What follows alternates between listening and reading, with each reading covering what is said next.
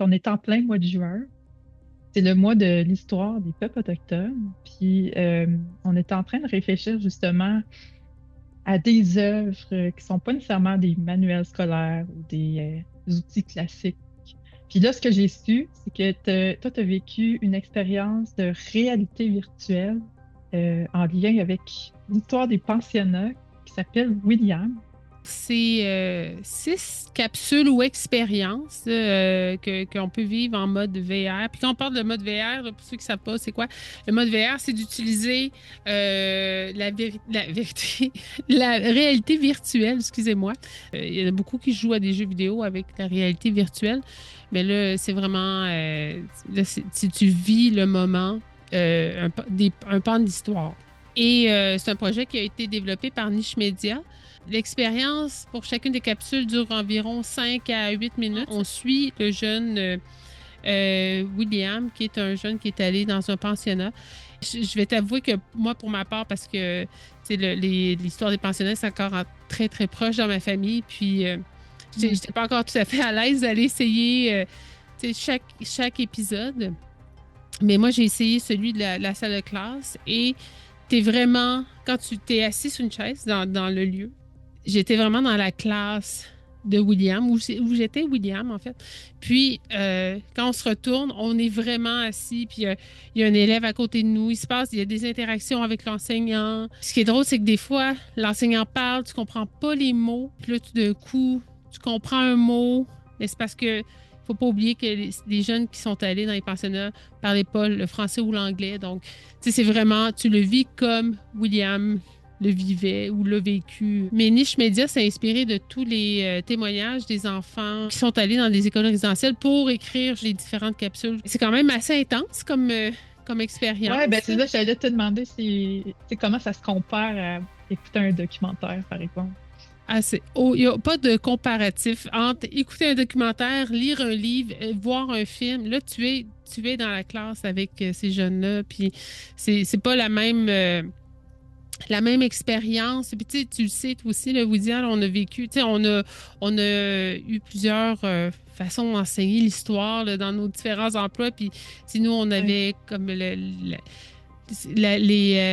l'expérience des couvertures ou le cercle et la Ouais, ben boîte. c'est exactement ça que ça me faisait penser. Hein, que c'est l'exercice des couvertures, c'est plus comme en lien avec la dépossession territoriale, tandis que le cercle et la boîte, les gens jouent carrément un rôle dans une société autochtone précoloniale, puis là, ils vivent la narration avec l'histoire de la colonisation.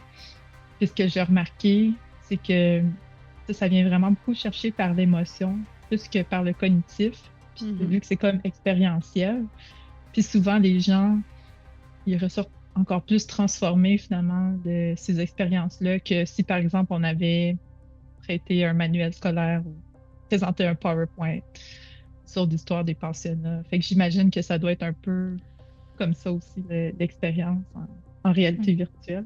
Avec William, la différence, c'est que tu vis ce qui se passe. Tu peux pas, tu sais, Mhm. ce qui se passe, tu peux pas rien changer dans ce qui se passe. Tu le T'es vis, puis vraiment dans le décor comme ouais, d'un pensionnat. Ben, je veux dire, peu importe la scène, mais quand t'es dans le pensionnat, t'es dans le pensionnat. t'es dans le Ouais. pensionnat, puis tu peux pas sortir du pensionnat. Il y a personne qui sort de là sans être émotivement pris par ce qu'ils ont vécu, puis tu vois, tu sais, qu'ils comprennent un peu plus comment ça s'est passé, là, justement, à cette époque-là. Là. Fait que, tu sais, j'en comprends que ça vise plus les personnes autochtones là, dans une perspective de sensibilisation. Fait que selon toi, pourquoi ce serait important qu'ils consultent ce genre de ressources-là dans le cadre du mois de l'histoire des peuples autochtones? Tu sais, il y a différentes façons d'apprendre hein, dans la vie. Tu sais, il y a lire, il y a entendre, il y a le vivre. Puis le vivre, c'est quelque chose, des fois, qui fait que l'apprentissage est encore plus retenu, je te dirais. Je trouve ça vraiment intéressant comme méthode pédagogique, en tout cas comme méthode justement pour essayer de sensibiliser les gens.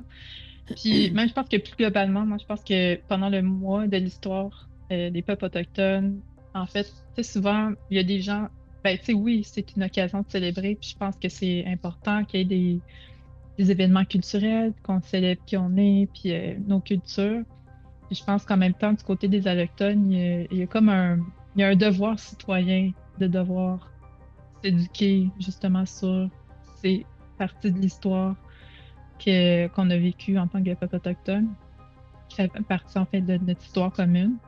Le but, c'est pas de, comment dire, de, de rendre le tout misérabiliste, mais ça reste quand même que ça a existé, que nous, en tant que personnes autochtones, on a tout au moins un membre de notre famille qui est allé au pensionnat. Ça, c'est pas si loin que ça non plus dans l'histoire. Fait que je pense que c'est important que les gens soient au courant. Tu as tout à fait raison. Puis, tu sais, il y a les capsules William.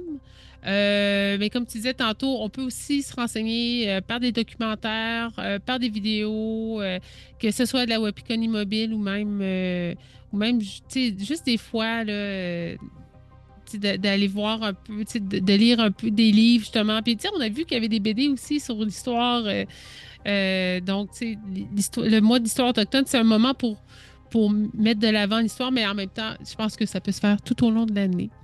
Et sur ce, hein, on vous invite à nous écouter encore dans une prochaine chronique en territoire geek.